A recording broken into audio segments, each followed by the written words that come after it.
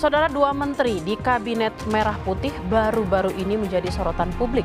Di awal masa jabatannya, Menteri Desa dan Pembangunan Desa Tertinggal Yandri Susanto dikritik usai menggunakan kop surat kementerian untuk undangan pribadi. Sementara, Menteri HAM Natalius Pigai juga menarik perhatian publik setelah meminta agar anggaran kementeriannya mencapai 20 triliun rupiah.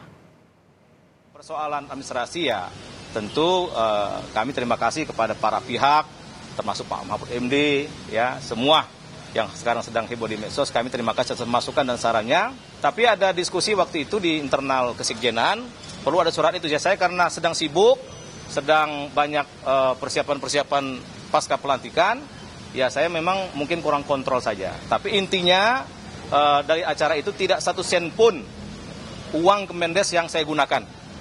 Demi Allah, demi Rasul nggak ada. Ya, jadi itu murni ya perusahaan administratif saja. Dan insya Allah ke depan kami akan lebih hati-hati lagi dan tidak akan mengulangi lagi.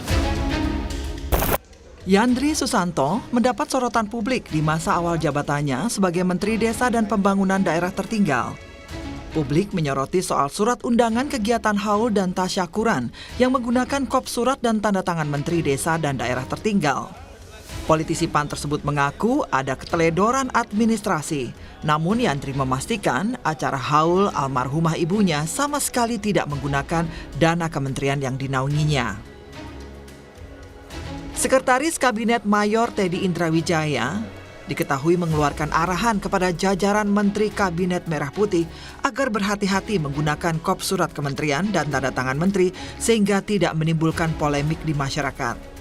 Menurut Menteri Koperasi Budi Aristiadi, himbauan Seskap Mayor Teddy bukanlah teguran, namun bentuk saling mengingatkan yang disampaikan lewat WhatsApp grup Kabinet Merah Putih. Ya, kita harus jaga bersama, kepercayaan publik yang besar ini harus kita jaga bersama. Ya. Semua himbauan untuk semua menteri di Kabinet Merah Putih. Ada teguran? Bukan, ya semuanya diingatkan gitu. Untuk kita berhati-hati dalam melakukan langkah-langkah terutama yang menyangkut kepentingan pribadi keluarga, jangan terkena, jangan digunakan kementerian ini untuk kepentingan pribadi dan keluarga. Pastinya pakai apa, Bu? WhatsApp ya. Ya. Di WhatsApp grup. Mantan Menko Polhukam Mahfud MD buka suara terkait penggunaan kop surat kementerian untuk surat undangan haul dan tasyakuran. Karena menurut Mahfud, hal itu menyalahi aturan birokrasi. Karena terkesan acara dibuat dan menjadi tugas kementerian, sesuai yang tercantum pada kop surat undangan. Saya tidak tahu apakah itu betul. Tapi kalau betul, makanya saya bilang kalau benar itu salah, melanggar etika birokrasi. Ya mudah-mudahan nanti segera diklarifikasi. Kan tidak boleh ya urusan pribadi, urusan tahlilan, urusan syukuran itu lalu menggunakan kop dari stempel menteri. Karena itu berarti lalu menjadi tugas kementerian. Yang juga menjadi sorotan publik adalah permintaan Menteri HAM Natalius Pigai yang meminta agar Kementerian Hak Asasi Manusia diberi anggaran sebesar 20 triliun rupiah. Menurutnya, dana tersebut diperuntukkan untuk pembangunan hak asasi manusia di Indonesia.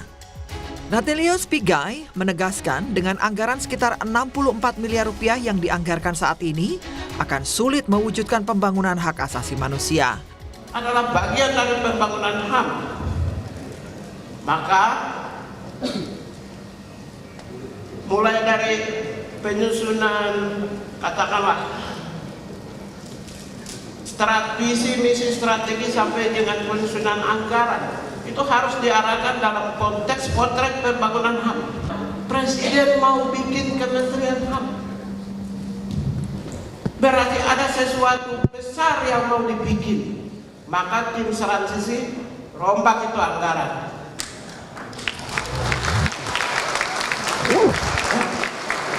Rombak itu dari 20 triliun cuma 64 miliar, nggak bisa. Tidak tercapai dengan cita-cita dan visi Presiden Republik Indonesia Prabowo Subianto. Dewan Perwakilan Rakyat merespon permintaan Natalius Pigai agar anggaran Kementerian Hak Asasi Manusia naik menjadi 20 triliun rupiah.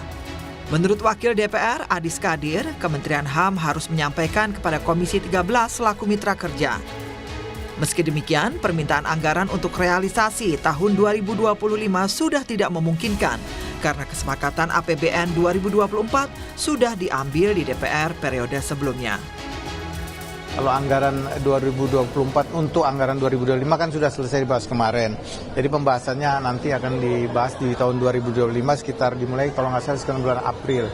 Nah nanti rekan-rekan di Komisi 13 pasti akan melihat apa saja yang dibutuhkan dari 60 itu sampai ke berapa 20 triliun, dari 60 miliar ke 20 triliun. Nah, ini nanti akan dilihat apakah visible atau tidak.